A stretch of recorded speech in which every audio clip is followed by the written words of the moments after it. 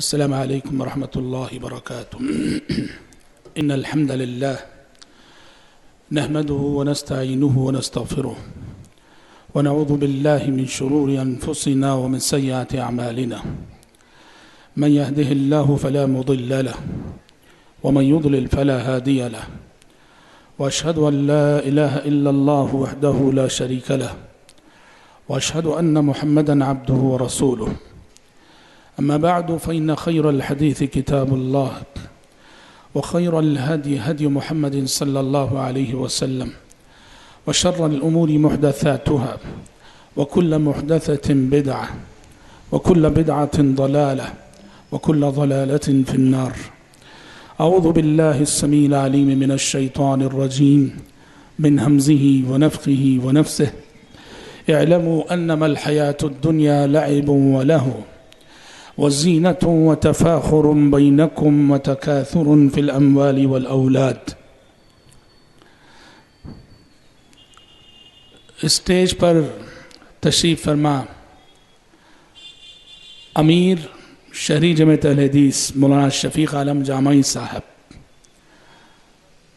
اور ان کی نائب جناب لیاقت صاحب، حلقہ کاروان کے محترم ذمہ داران، نوجوانان، معزز شرکائے اجلاس اور پردہ نشین خواتین اسلام، آج کے اس اجلاس میں آپ کے سامنے کھڑے ہو کر گفتگو کرنے کی سعادت حاصل کرنے پر میں اللہ رب العزت کا شکر گزار ہوں، اور اپنی گفتگو شروع کرنے سے پہلے میں ہمارے بھائی شیخ حافظ جاوید صاحب کا شکر ادا کرنا چاہوں گا۔ شیڈیول کے مطابق ہماری تقریر آخری تھی اور ان کی دوسری تھی، لیکن چونکہ انہیں آج کی رات حیدرآباد ہی میں گزارنی ہے اور ہمیں سفر پہ نکلنا ہے، ہماری رات آج سفر میں گزرنی ہے، اس لیے ہم نے ان سے درخواست کی کہ چونکہ آپ کو یہیں رہنا ہے اور ہمیں سفر پہ نکلنا ہے اور جلد سے جلد نکلنا ہے، اگر گنجائش ہو تو آپ کی جگہ تقریر کرنے کی اجازت ہمیں دی جائے، جسے انہوں نے شرح صدر کے ساتھ قبول کیا اور انہوں نے ہمیں اجازت دی، جس کے لیے ہم ان کے شکر گزار ہیں۔ حضرات دیکھیے، مجھے منتظمین اجلاس کی جانب سے ایک عنوان ملا ہے، ایک عنوان دیا گیا ہے، نوجوانوں کا بگاڑ، اس کا علاج، اس کا تدارک کیسے کیا جائے۔ اس موضوع پر میں اپنے محدود وقت میں چند نکات کی روشنی میں گفتگو کرنے کی کوشش کروں گا، اس موضوع پر روشنی ڈالنے کی کوشش کروں گا انشاءاللہ تعالی۔ گفتگو شروع کرنے کے لیے میں نے سورۃ الحدید کی ایک آیت پڑھی۔ آیت کا میرے موضوع سے تعلق اور ربط کیا ہے؟ اللہ تعالیٰ نے فرمایا اعلموا انما الحیاۃ الدنیا لعب ولہو، جان رکھو کہ دنیاوی زندگی یہ محض کھیل تماشا ہے، وزینت بننا سنورنا ہے، وتفاخر بینکم آپس میں ایک دوسرے پہ فخر کرنا ہے، وتکاثر فی الاموال والاولاد اور مال اور اولاد کی کثرت چاہنا ہے۔ بعض مفسرین نے ایک لطیف نکتہ اس آیت نے ذکر کیا ہے کہ در حقیقت اس آیت میں عمر کے مختلف مرحلوں کی طرف اشارہ کیا گیا ہے۔ جب اللہ نے کہا کہ دنیاوی زندگی محض کھیل تماشا ہے، اشارہ ہے انسان کے بچپن کی طرف۔ بچپن میں سوائے کھیل تماشے کے بچہ اور کیا جانتا ہے؟ اسے کھلونے چاہیے، وہ کھیلنا چاہتا ہے، زندگی اس کے نزدیک زندگی کا معنی و مفہوم بس کھیل تماشا ہے۔ صبح کھیل، شام کھیل، گھر کے اندر کھیل، گھر کے باہر کھیل۔ کہا جب قرآن نے کہا کہ جان رکھو دنیاوی زندگی کھیل تماشا ہے، تو یہاں اشارہ ہے بچپن کی طرف، اور جب قرآن نے کہا وزینتن اور بننا سنورنا ہے، یہ اشارہ ہے جوانی کی طرف۔ اس لیے کہ جوانی کی دہلیز پہ قدم رکھنے کے ساتھ ہی نوجوان کو بس زیادہ سے زیادہ جو فکر دامن گیر رہتی ہے، بننا ہے، سنورنا ہے، خوبصورت دکھنا ہے، اسمارٹ نظر آنا ہے. ہاں جیسے آج کل آپ ہم کو بتانے کی ضرورت نہیں، آپ ہم سے بہتر اس مضمون کو سمجھتے ہیں. تو زینتن کا جوانی کی طرف اشارہ ہے. تفاخر بینکم، اور آپس میں ایک دوسرے پر فخر کرنا ہے. جوانی انسان جب ان فوان شباب سے آگے بڑھتا ہے، کمانے لگتا ہے، تو ذرا فخر کا جذبہ اس کے اندر آ جاتا ہے. میں نے اتنا کمایا ہے، میں یہ کر رہا ہوں، میں وہ کر رہا ہوں. وَتَكَاثُرٌ فِي الْأَمْوَالِ وَالْأَوْلَادِ، مال اور اولاد میں کثرت کی چاہت یہ زندگی کا نام ہے. اس میں سب اشارہ ہے زندگی کے آخری مراحل، ادھیڑ عمر، بڑھاپے کی طرف، جہاں مال کی بھوک کبھی مٹتی نہیں ہے. انسان اپنی اولاد کو، اپنے پوتوں کو، اپنے نواسوں کو دیکھ کر بہت خوش ہوتا ہے، اور بسا اوقات اپنی دولت، اپنے سرمائے، اپنی آل و اولاد کی بنیاد پر وہ دوسروں پر اتراتا پھرتا ہے، فخر کرتا پھرتا ہے. بہرحال یہ ایک نقطہ ہے جو بعض مفسرین نے ذکر کیا. تو آپ کو سمجھ میں آیا کہ میرا جو موضوع نوجوانوں سے متعلق ہے، اور میں نے جو یہ آیت پڑھی ہے، گہری مناسبت ہے کہ اللہ نے لفظ زینت کے ذریعے سے نوجوانی کی عمر اور جوانی کے مرحلے کی طرف اشارہ کیا ہے. حضرات، عمر کے ان مختلف مرحلوں میں جوانی کا جو مرحلہ ہے یہ بڑی خصوصیتیں رکھنے والا مرحلہ ہے.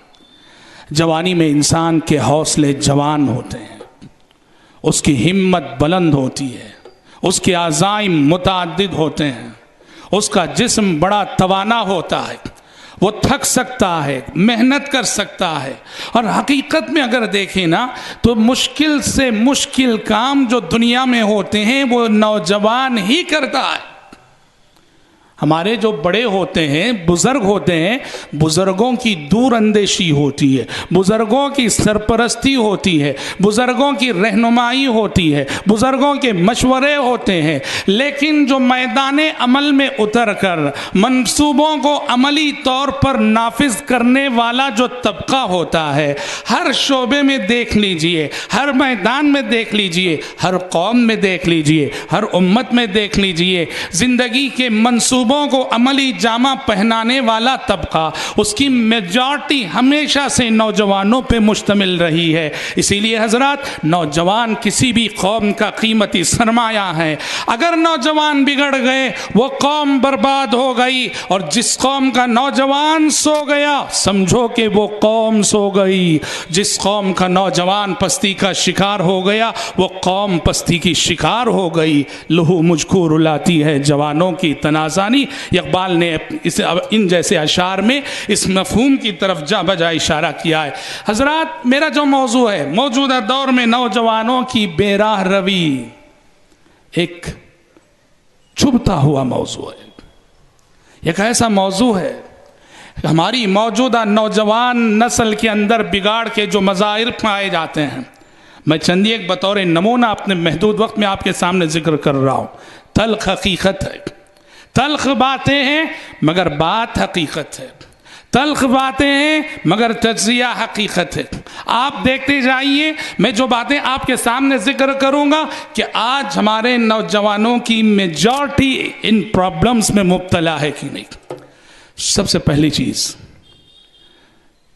نوجوان جوانی کے اس قیمتی مرحلے سے ناآشنا ہو کر، اس کی قیمت سے ناواقف ہو کر اپنی جوانی کو لغویات میں گزاریں. اور لغویات کا مطلب یہ ہے، آج جائزہ لو، ہمارا جو نیو جنریشن ہے، جو اسکولوں میں کالجوں میں پڑھنے والا یا جہاں بھی بہرحال، ان کی صبح سے شام تک کی مصروفیات، شب و روز کی مصروفیات کا جائزہ لیجئے. آپ اس نتیجے پر پہنچیں گے کہ نوجوانوں کی میجارٹی ایسی ہے کہ جن کی زندگی اور جن کی جوانی کا اکثر وقت ان مصروفیات میں گزرتا ہے جنہیں شریعت کی اصطلاح میں لغو سے تعبیر کیا گیا ہے. لغو، ہر وہ کام، ہر وہ بات، ہر وہ مجلس، ہر وہ جگہ، ہر وہ مقام، ہر وہ حرکت جس میں نہ آخرت کا فائدہ نہ دنیا کا فائدہ. آج جوانی کی قیمت سے نہ آشنا ہو کر جوانی جیسے عمر کے قیمتی مرحلے کو ہمارا نوجوان لغویات میں گزار رہا ہے۔ آج بتاؤ ہمارا نوجوان جوانی کا اکثر مرحلہ ہے کھیلنا غلط نہیں، شرط یہ ہے کہ ایک حد میں ہو، لیکن آج کھیل زندگی میں جو اہمیت اختیار کر گیا ہے، ماں باپ کی اطاعت سے زیادہ کھیل اہم ہے، اسکول کی تعلیم سے زیادہ کھیل اہم ہے، مدرسوں کی تعلیم سے زیادہ کھیل اہم ہے، نمازوں سے زیادہ کھیل اہم ہے۔ ایسا کھیل شریعت میں کسی بھی صورت اس کے جواز کی صورت نکل ہی نہیں سکتی۔ کھیلنا، خود کھیلنا، پھر دوسرے جو کھیلتے ہیں اس میں دلچسپی لے کے صبح سے شام تک گھنٹے گھنٹے ان کے پیچھے ضائع کرنا، خود کھیلنا، کھیل دیکھنا اور میچ ختم ہونے کے بعد میچ پر تبصرے کرنوں میں وقت گزارنا، اس نے اچھا کھیلا، اس نے برا کھیلا، اس نے اچھی بالنگ کی، اس نے سنچری بنائی، فلاں کیا، صبح سے شام تک کی مصروفیات کا جائزہ لے لو۔ نوجوان جوانی کی اس قیمتی مرحلے کی اہمیت سے غافل ہو کر لغویات میں اپنی زندگی گزار رہے ہیں، نتیجے میں ان سے کوئی مثبت، مؤثر اور انقلابی کام نہیں ہو پا رہا ہے۔ اہل ایمان کیسے ہوتے ہیں؟ قرآن نے کہا، میں جلسے کی ابتدا میں سنا، قد افلح المؤمنون، تلاوت کی گئی یہاں، الذین هم فی صلاتهم خاشعون والذین هم عن اللغو معرضون۔ اہل ایمان وہ ہیں جو زندگی میں ہمیشہ لغویات سے بچتے ہیں۔ عباد الرحمن کے اوصاف جہاں اللہ نے بتائے، وَإِذَا مَرُّوا بِاللَّغْوِ مَرُّوا كِرَامًا، الرحمن کے بندے وہ ہیں جب کبھی لغویات سے ان کا گزر ہوتا ہے شرافت سے گزر جاتے ہیں، یعنی اپنے دامن کردار کو، دامن اخلاق کو لغویات سے داغدار نہیں ہونے دیتے۔ میرے نوجوان ساتھیوں، جائزہ لو صبح شام اپنی مصروفیات کا، پاک کرو اپنی زندگی کو لغویات سے۔ ایسی مجلسوں میں نہ بیٹھو جہاں بیٹھنے کا کوئی فائدہ نہیں، ایسی گفتگو میں دلچسپی نہ لو جس گفتگو میں دلچسپی لینے کا کوئی فائدہ نہیں، ایسے کسی کام کو نہ کرو جس کام کے کرنے میں کوئی فائدہ نہیں۔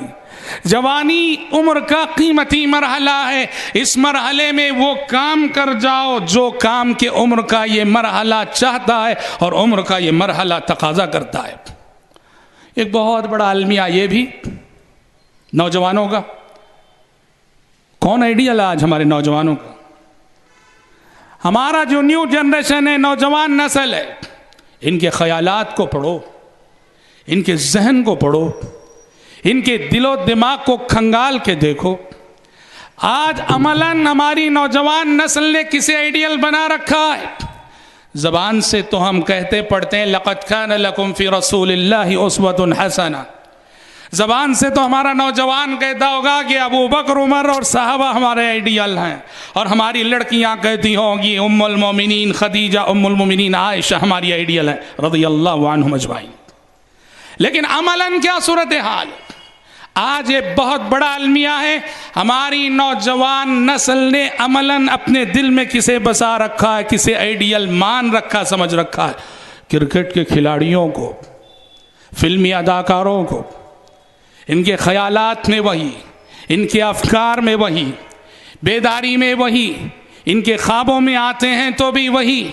ہمارا نوجوان فون بتا دے گا ہم کیا ہیں، میرا مزاج کیا ہے، میری طبیعت کیا ہے، میں کسے چاہتا ہوں۔ آپ کسی بھی شخص کے فون کی گیلری میں جائیے، ہمارے نوجوان کی جو کالج کی کاپیاں ہیں وہ کھولیے، کس کی تصویریں لگا رکھا ہے دیکھیے۔ ایسے لوگ جو کیریکٹر لیس لوگ ہیں۔ یاد رکھو، انسان اخلاق سے انسان بنتا ہے، کیریکٹر سے انسان بنتا ہے۔ ایسے لوگ جن کو بس دنیا نے مشہور کر ڈالا، میڈیا نے مشہور کر ڈالا، کسی نے ایک اچھا کھیل دیا، کسی نے اچھی ایکٹنگ کر دی، دنیا ان کا نام لے رہی ہے، ہم بھی ان کی گن گانے لگتے ہیں۔ نتیجے میں حضرات یہ اتنا بڑا اخلاقی بحران ہے کہ غیر شعوری طور پر ہمارے نیو جنریشن کا آئیڈیل صحابہ نہ رہے، اسلاف نہ رہے، پیارے نبی نہ رہے، ہماری نئی نسلوں کا آئیڈیل ایسے لوگ ہیں جو کیریکٹر لیس لوگ ہیں۔ اور ان کے پیچھے چل کر ان کی اندھی تقلید کر کے ہمارا جو نوجوان ہے وہ کیسا بنتا ہے؟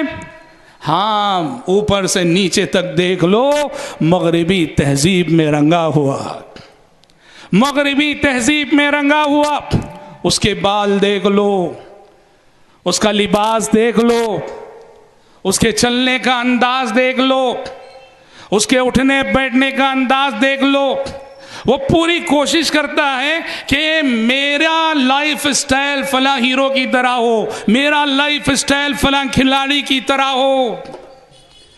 پیارے نبی صلی اللہ علیہ وسلم نے وہ جو احادیث میں پیشن گوئی فرمائی لَتَتَّبِعُنَّ سَنَنَ مَنْ كَانَ قَبْلَكُمْ، کہ ضرور بضرور تم لوگ پچھلی امتوں کی روش میں چلو گے، پچھلی امتوں کی روش کو اپناؤ گے. حَتَّى لَوْ دَخَلُوا جُحْرَ ضَبٍّ لَدَخَلْتُمُوهُ، پچھلی امتوں کی اندھی تقلید اس طرح کرو گے اگر وہ بجو کے بل میں داخل ہو جائیں، ان کی تقلید کرتے ہوئے تم بھی بجو کے بل میں داخل ہو جاؤ گے. صحابہ نے کہا من یا رسول اللہ؟ الیہود.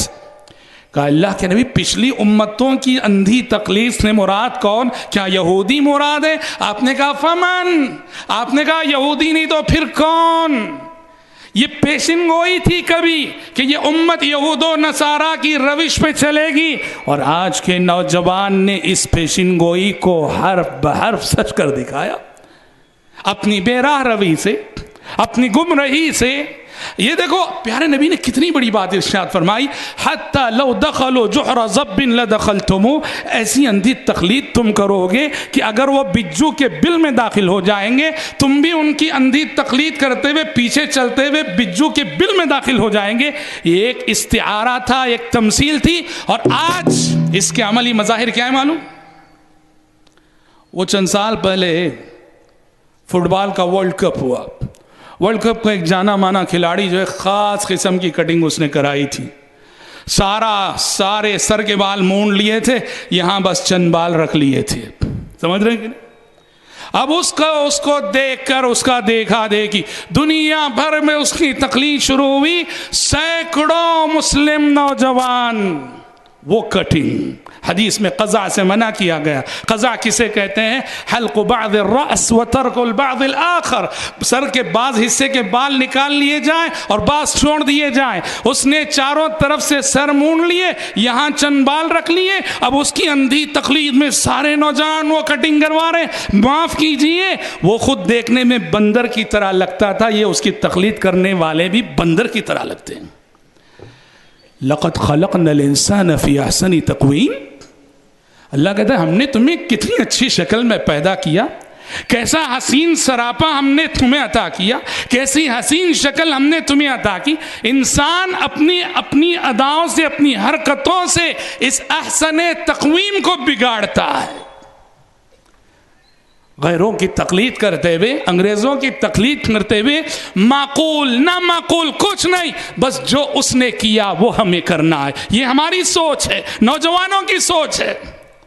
اچھی خاصی بنیان ہے، اچھی خاصی بنیان میں 50 چھید کر لو، وہ ایک فیشن ہے، اب فخر سے پہن کے نکلیں گے. اچھا خاصا پینٹ ہے، یہاں گھٹنے کی جگہ پھاڑ لو، وہ ایک فیشن ہو گیا اور سینہ تان کے چلیں گے.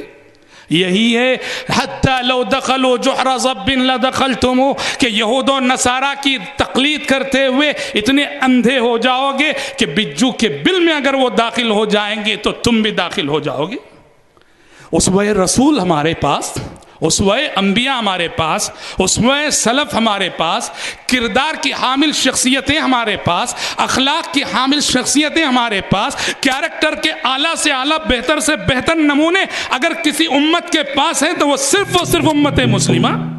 اور اس امت کے نوجوانوں کی یہ صورتحال کہ اندھی تقلید کریں ان لوگوں کی جو اخلاق سے آ رہی ہیں، جو سوسائٹی اور سماج میں کیریکٹر لیس لوگ کہلاتے ہیں، اور اس تعبیر پہ معاف کیجئے ان لوگوں کی اندھی تقلید جن سے سماج میں زنا کا کلچر پھیل رہا ہے، اور اس پہ فخر الگ، اس پہ فخر الگ. میں اس کا فین ہوں، میں اس کا فین ہوں. نعوذ باللہ ثم نعوذ باللہ. حضرات، جوانی سے تعلق رکھنے والی جو الجھنیں ہیں، جو شکایتیں ہیں، جو زخم ہیں، اس میں سے ایک بہت بڑا مسئلہ جانتے ہیں آج ہمارے نوجوان کی دوستی کا مسئلہ، ہمارے نوجوان کا جو فرینڈ سرکل ہے، دوستی کی بنیاد کیا ہے؟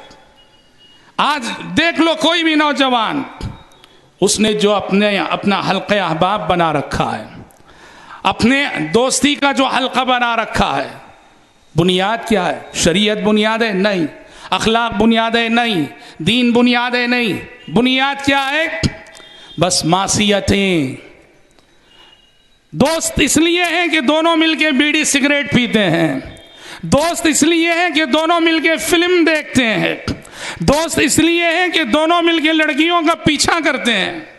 میں معاف کرنا، دیکھیے میں کبھی یہ نہیں کہہ رہا ہوں کہ سارے نوجوان ایسے ہیں، الحمدللہ نوجوانوں میں ایک معتبر تعداد متمسک بالدین نوجوانوں کی ہے، جو جوانی کے اس مرحلے میں اللہ کی عبادت کرتے ہیں، دین پہ ثابت قدمی دکھاتے ہیں، لیکن میرا دعویٰ یہ میجارٹی ایسے نوجوانوں کی ہے جو کیریکٹر کے میں پیش کر رہا ہوں، میجارٹی بلا مبالغہ۔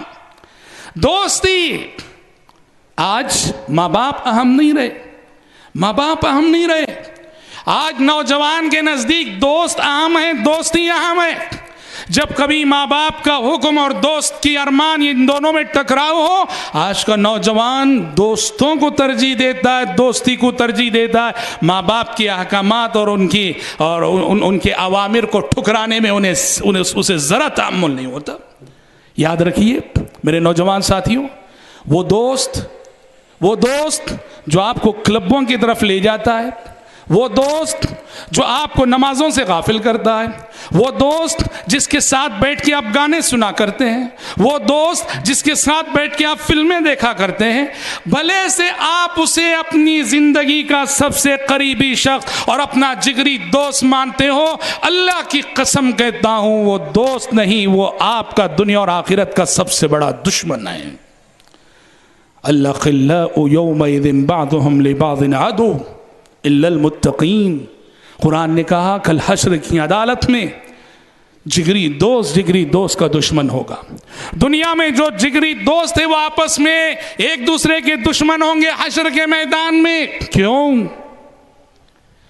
یہ تو دوست تھے نا، کوئی دن ایک دوسرے کو دیکھے بغیر نہیں گزرتا تھا جی، کیوں یہ آج دشمن بن گئے؟ حشر کی عدالت قائم ہوتے ہی سور پھونکتے ہی ان کی دوستی دشمنی میں کیوں بدل گئی؟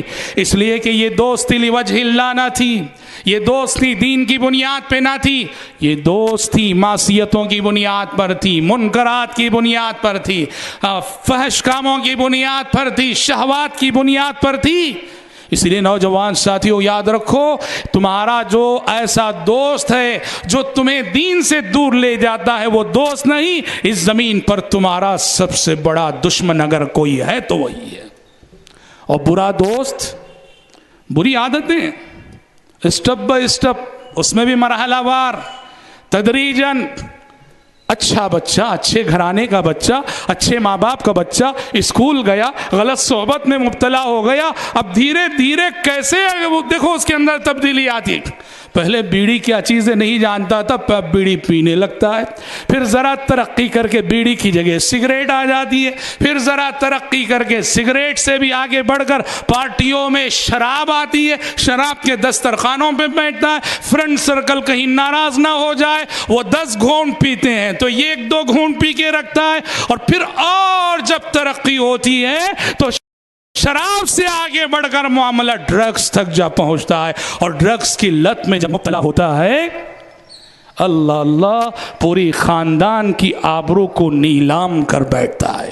جس عزت کو اس کے آبا و اجداد نے 100-200 سال سے کما رکھا تھا، پورا شہر گواہی دے رہا ہے، وہ خاندان، وہ بڑے لوگ، وہ اخلاق والے لوگ، اور آج سننے کو ملتا ہے اسی خاندان کا ایک فرد ڈرگز کی لت میں مبتلا ہو کر آج وہ کسی کا مرڈر کر رہا ہے، کسی کا ہاف مرڈر کر رہا ہے، کہیں چرا رہا ہے، کہیں پولیس کے ہاتھوں پکڑا جا رہا ہے، گرفتار ہو رہا ہے، کبھی میڈیا کی زینت بن رہا ہے چور کی حیثیت سے، کبھی اس کے سلسلے میں اخبارات میں منفی خبریں آ رہی ہیں۔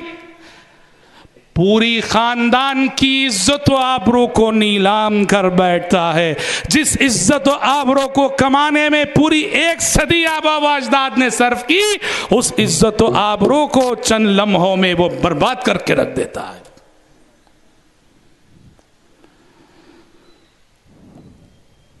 پہلی بات تھی، پرانے دور کی بات تھی، بڑے لوگوں کا بڑا ادب تھا، بڑے لوگوں کی بڑی عزت تھی. خاندان کے بڑے بیٹھے ہیں، خاندان کے بزرگ بیٹھے ہیں، یا رشتہ نہ بھی ہو، معاشرے کے بڑے لوگ بیٹھے ہیں، داڑھی والے بیٹھے ہیں. پرانے زمانے میں نوجوان بڑے ادب سے پیش آتے تھے. اب یہ سب قصہ پارینہ ماضی کی باتیں ہو گئیں. بڑوں کا ادب کرو، بوڑھوں کا ادب کرو، بڑوں کی بات مانو. آج بڑوں کے ساتھ آج کا نوجوان جو گستاخیاں کرتا ہے، ان کے سامنے بڑھ چڑھ کر بولنا، ان کے مشورے پر اپنے مشورے کو ہمیشہ ترجیح دینا، بڑوں کی بات کو ذرا عزت نہ دینا. صحابہ ایسے تھے میرے بھائی، بخاری وغیرہ پڑھیے. اللہ اکبر. جب بڑے بڑے صحابہ حدیثیں بیان کر رہے تھے تو کم سن صحابہ، صغار صحابہ کہتے ہیں ہمیں بھی وہ حدیثیں یاد ہیں جو حدیثیں یہ بڑے سنا رہے، روایت کر رہے ہیں، وہ حدیثیں ہم نے بھی سن رکھی ہیں. لیکن جب ہم دیکھ رہے ہیں کہ ہمارے بڑے یہ حدیثیں روایت کر رہے ہیں، ہم ادب کا تقاضا سمجھتے ہیں کہ ان کے سامنے ہم خاموشی اختیار کریں. ہائے کیا ادب ہے! یہ بخاری میں یہ حدیث بخاری کی میں نے سنائی ہے. ان من اجلال اللہ تعالی اکرام ذی الشیبۃ المسلم. اللہ تبارک و تعالیٰ کے احترام کا تقاضا ہے کہ اس بوڑھے مسلمان کی عزت کی جائے جس نے اسلام پر اتنی زندگی گزاری ہے کہ اسلام پر قائم رہتے ہوئے اس کے بال سفید ہو چکے ہوں. اللہ کے احترام کا، ابو داؤد کی حدیث ہے، صحیح حدیث ہے. اللہ کے احترام کا تقاضا ہے کہ اس بزرگ کی عزت کی جائے جس نے اتنی لمبی عمر اسلام پہ عمل کیا ہے کہ عمل کرتے کرتے اس کے سر اور داڑھی کے بال سفید ہو گئے ہوں. لیس منا من لم يرحم صغیرنا ولم يوقر کبیرنا. وہ ہم میں سے نہیں جو ہمارے بڑوں کی عزت نہ کرے، بڑوں کا احترام نہ کرے. ارے اور بڑے تو چھوڑو، ماں باپ کے ساتھ کیا سلوک ہے؟ ماں باپ جس اولاد کے لیے زندگی کے آرام کو تج دیتے ہیں، جس اولاد کی ترقی کو ماں باپ اپنی زندگی کا مقصد بناتے ہیں، جس اولاد کے روشن مستقبل کا خواب ماں باپ دیکھ رہے ہوتے ہیں، جس اولاد کو بھاری بھاری فیسیں دے کر پڑھاتے ہیں، جس اولاد کی خاطر باپ صبح شام پسینہ بہاتا ہے، یہی اولاد جب بڑی ہوتی ہے تو کیا کرتی ہے؟ ماں باپ کے ارمانوں کا خون کرتی ہے، ماں باپ کو شب و روز دکھ دیتی ہے، ماں باپ کی نافرمانی کرتی ہے. آج واللہ کتنے ماں باپ ایسے ہیں، کتنے ماں باپ ایسے ہیں جو اپنی نوجوان نسل اور نوجوان اولاد کے رویے سے صبح شام خون کے آنسو روتے ہیں. ہاں وہ آنسو مجھے اور آپ کو دکھتے نہیں ہیں. کیوں؟ کیا دل نے رسوا تو پھر کس کا شکوہ، کیا دل نے رسوا تو پھر کس کا شکوہ. قیامت ہے اٹھی یہ اپنے ہی گھر سے. ماں باپ پھر بھی ماں باپ ہوتے ہیں. اولاد کتنا ستائے، کتنا دکھ دے، وہ لوگوں کے سامنے بیان نہیں کرتے، وہ اپنی اولاد کو رسوا نہیں کرتے. اولاد کو ماں باپ کا کوئی لحاظ نہیں، مگر ماں باپ کو اولاد کا لحاظ ضرور ہے. وہ آنسو بہاتے ہیں، بند کمروں میں بہاتے ہیں، وہ اپنے گھر کے اندر بہاتے ہیں، وہ اپنے آنسو لوگوں کو دکھاتے نہیں ہیں. ماں باپ کو ستانے والی اولاد، ماں باپ کو دکھ دینے والی اولاد. یاد رکھو، جو اولاد اپنے ماں باپ کو دکھ دیتی ہے، اپنے ماں باپ کو ستاتی ہے، جب وہ بڑی ہو جائے گی، ایسی اولاد بھی اپنی اولاد کے اندر سکون اور چین نہیں دیکھ سکے گی. آج تم اگر اولاد ہو کر اپنے ماں باپ کے سکون کا ذریعہ نہیں بنو گے، کل جب تم باپ بن جاؤ گے تو تمہیں بھی تمہاری اولاد میں سکون اور چین دیکھنے کو نہیں ملے گا. یہ اللہ کا قانون ہے، یہ اللہ کا قانون ہے. اس لیے میرے بھائی، ماں باپ کی عزت کرو، ماں باپ کا احترام کرو، بڑوں کے ساتھ ادب کا معاملہ کرو. اور حضرات، باتیں بڑی ہو سکتی ہیں. آخری پرابلم جو آج کی تقریر میں ذکر کرنے جا رہا ہوں، ہمارے نوجوان نسل کی جو الجھنیں ہیں، پرابلمس ہیں، بگاڑ کے جو مظاہر ہیں، اس میں ایک بہت بڑا مظہر شہوت پرستی، شہوت پرستی، الفاظ دیگر اگر صاف الفاظ میں کہوں، عشق و محبت کا چکر، لڑکیوں کا فتنہ. اور یہ اتنا بڑا فتنہ ہے، اتنا بڑا فتنہ ہے، اللہ ہی جانے کون بچے ہوئے اور کتنے بچے ہوئے ہیں. ہم ہوئے، تم ہوئے کہ میر ہوئے، ہم ہوئے، تم ہوئے کہ میر ہوئے، اس کی زلفوں کے سب اسیر ہوئے. پیارے نبی صلی اللہ علیہ وسلم کا فرمان، ما ترکت بعدی فتنة اضر علی الرجال من النساء. پیارے نبی نے فرمایا، میں نے اپنے بعد مردوں کے لیے عورت سے بڑا کوئی فتنہ نہیں چھوڑا ہے. پیارے نبی فرما رہے ہیں، میں اپنے بعد، یعنی میرے دنیا سے چلے جانے کے بعد قیامت کی صبح تک جو فتنے آئیں گے، اس میں مردوں کے لیے بڑا سے بڑا کوئی فتنہ ہو سکتا ہے، وہ عورت کا فتنہ ہے، وہ لڑکیوں کا فتنہ ہے. اور جو فتنہ کے آج سر چڑھ کر بول رہا ہے، کون بچا ہے بتائیے؟ خصوصاً کالجوں میں پڑھنے والی ہماری نسل کی اگر بات کریں تو علامہ الطاف حسین حالی کا وہ شعر صادق آتا ہے، ایک دسترس سے تیری حالی بچا ہوا تھا. انہوں نے وہ جو شعر پورا کلام عشق پہ لکھا ہے، اے عشق تو نے اکثر قوموں کو کھا کے چھوڑا، جس گھر میں سر اٹھایا اس کو ڈوبا کے چھوڑا، ایک دسترس سے تیری حالی بچا ہوا تھا، اس کے بھی دل پہ آخر چرکا لگا کے چھوڑا.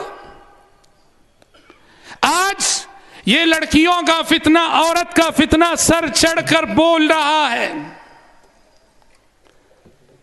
دنیا شہوتوں کا بازار بنی ہوئی ہے، اور اس بازار میں ہر قدم آبرو بک رہی ہے، کہیں بک رہی ہے اور کہیں لٹ رہی ہے. بس یہی دو مناظر، یا تو آبرو بک رہی ہے، یا تو آبرو لٹ رہی ہے، یا تو آبرو کے خریدار ہیں، یا تو آبرو کے لٹیرے ہیں. ہاں، لسان نبوت نے ارشاد فرمایا تھا، کل الناس یغدو فبائع نفسه فمعتقها او موبقها. کہ زندگی کی جد و جہد کو آپ نے ایک مارکیٹ اور ایک بازار سے تشبیہ دیتے ہوئے فرمایا تھا کہ سارے کے سارے لوگ صبح سویرے اپنے گھروں سے نکلتے ہیں، اور کچھ لوگ اپنی جان کا سودا کر کے خود کو نار جہنم سے بچا لیتے ہیں، اور کچھ لوگ اپنے آپ کو نار جہنم کا حقدار بنا دیتے ہیں. یہی صورتحال ہے. میں اپنے نوجوان ساتھیوں سے دو باتیں کہتا ہوں جس کا مخاطب اول میں خود ہوں. ایک ہے عبادت اور ایک ہے استقامت. میرے نوجوان ساتھیوں، عمر کے جس مرحلے سے تم گزر رہے ہو، اس مرحلے میں عبادت کر لو، اس لیے کہ کچھ فضیلتیں ایسی ہیں جو فضیلتیں تم اسی مرحلے میں حاصل کر سکتے ہو. کل جب جوانی رخصت ہو جائے گی وہ فضیلتیں تمہیں نہیں ملیں گی. کیا ہے فضیلت؟ سبعۃ یظلھم اللہ فی ظلہ یوم لا ظل الا ظلہ. وہ 7 خوش نصیب جنہیں کل حشر کی عدالت میں عرش الہی کا خصوصی سایہ ملنے والا ہے. اس میں سے آپ نے فرمایا، شاب نشأ فی عبادت اللہ، وہ نوجوان جس کی جوانی اللہ کی عبادت میں گزری ہو. یہ وہ فضیلت ہے جوانی گزرنے کے بعد تم اسے حاصل نہیں کر سکتے. آج کتنے بزرگ ہیں ایسے جو جوانی میں دور رہے عبادتوں سے، دین پہ استقامت بعد میں نصیب ہوئی، آج وہ اس حدیث کو سنتے ہیں تو پچھتاتے ہیں اپنی گزری ہوئی جوانی پر. تمہارے سجدوں کی بڑی قیمت ہے نوجوانوں، تمہاری نمازوں کی بڑی قیمت ہے نوجوانوں، تمہارے روزوں کی بڑی قیمت ہے نوجوانوں، تمہارے صدقے کی بڑی قیمت ہے نوجوانوں، تمہاری تلاوت کی بڑی قیمت ہے نوجوانوں، تمہارے ذکر کی بڑی قیمت ہے نوجوانوں. جوانی کے اس مرحلے میں اللہ کی عبادت کر لو، بڑی فضیلتوں کے حقدار ہو جاؤ گے. پہلی چیز ہے عبادت، اور دوسری چیز ہے استقامت. اور استقامت کا مطلب کیا ہے؟ استقامت، آج برائی ہر قدم تمہیں دعوت دے رہی ہے. آج سارے پروگرام نوجوان کو ٹارگٹ کر کے بن رہے ہیں. موجودہ کلچر کا سارا ٹارگٹ کون ہے؟ نوجوان ہے. نوجوان سارے فتنے تمہارے لیے پیدا کیے جا رہے ہیں، سارے فتنے تمہارے لیے تمہارے نام سے اٹھائے جا رہے ہیں. جس کلچر کو وجود میں لایا جا رہا ہے تمہارے لیے اور تمہاری خاطر لایا جا رہا ہے. نتیجے میں برائی ہر سڑک پہ تمہیں دعوت دے رہی ہے، ہر گلی میں تمہیں دعوت دے رہی ہے، بس اسٹینڈوں میں دعوت دے رہی ہے، ریلوے اسٹیشنوں میں دعوت دے رہی ہے، ایئرپورٹ پہ جا دعوت دے رہی ہے. برائی نوجوان کو ہر قدم بلا رہی ہے. استقامت دکھاؤ، کیونکہ پیارے نبی نے فرمایا وہ 7 خوش نصیب جنہیں اللہ کے عرش کا سایہ ملے گا، اس میں ایک وہ بھی ہوگا وَرَجُلٌ دَعَتْهُ امْرَأَةٌ ذَاتُ حَسَبٍ وَجَمَالٍ فَقَالَ إِنِّي أَخَافُ اللَّهَ. ایک وہ نوجوان جسے ایک عورت آگے بڑھ کے برائی کی دعوت دے رہی ہے. عورت بھی کون؟ بڑی حسین و جمیل ہے، اعلیٰ حسب و نسب کی مالک ہے، اونچے خاندان کی ہے، بڑے باپ کی بیٹی ہے، بڑے نامور گھرانے کی ہے، گھرانہ بھی نامور، خاندان بھی عظیم، باپ بھی بہت بڑا، حسب بھی موجود ہے، نسب بھی موجود ہے، اور ان سب کے ساتھ حسن و جمال بھی موجود ہے. ایسی عورت آگے بڑھ کے بلاتی ہے تو یہ کہتا ہے انی اخاف اللہ، نہیں میں اللہ سے ڈرتا ہوں، مجھے اللہ کا خوف ہے. میں تمہاری دعوت کو قبول نہیں کر سکتا، میں تمہاری طرف دیکھ نہیں سکتا، میں تمہاری طرف قدم بڑھا نہیں سکتا. انی اخاف اللہ. آج برائی آپ کو ہر قدم دعوت دے رہی ہے. ضرورت ہے ایسے نوجوانوں کی جو ہر قدم کہہ سکیں انی اخاف اللہ، انی اخاف اللہ. ورنہ صورتحال کیا ہے؟ صورتحال تو یہی ہے انی اخاف اللہ کہنے والے نوجوان آج ہمیں خال ہی ملتے ہیں. تو حضرات، میں اپنی گفتگو کو زیادہ طول نہیں دینا چاہوں گا، وقت کافی ہو چکا ہے، ابھی آخری مقرر باقی ہیں. میری اللہ رب العالمین سے دعا ہے کہ پروردگار عالم جو باتیں ہم نے کہی ہیں سنی ہیں، ہمیں اور آپ کو کہنے اور سننے سے زیادہ عمل کرنے کی توفیق عطا فرمائے. تو اللہ ہماری نوجوان نسل کو دین پر استقامت نصیب فرمائے، عقیدہ و اخلاق پہ استقامت نصیب فرمائے. وقت کے ہر چھوٹے بڑے فتنے سے خود کی، ہمارے بچوں کی اور ہماری آنے والی نسلوں کی حفاظت کرنے کی توفیق عطا فرمائے. اللہم آمین. شکر گزار ہوں میں ذمہ داران شہری جمعیت کا اور ذمہ داران حلقہ کاروان کا، اور خاص کر نوجوانان حلقہ کاروان کا جو مسلسل بڑے اصرار کے ساتھ انہوں نے یہاں حاضر ہونے کی دعوت دی. شکر ہے کہ ہم حاضر ہو سکے. اللہ رب العالمین ہم سب کے مل بیٹھنے اور جمع ہونے کو قبول فرمائے، اور جس طرح اس نے آج ہمیں یہاں جمع کیا ہے اس کے نام پر، اس کی خاطر ہم جمع ہوئے ہیں، اس کے فضل و کرم سے اللہ ہمیں کل جنت میں بھی ایسے ہی جمع کرے. آمین ثم آمین. وآخر دعوانا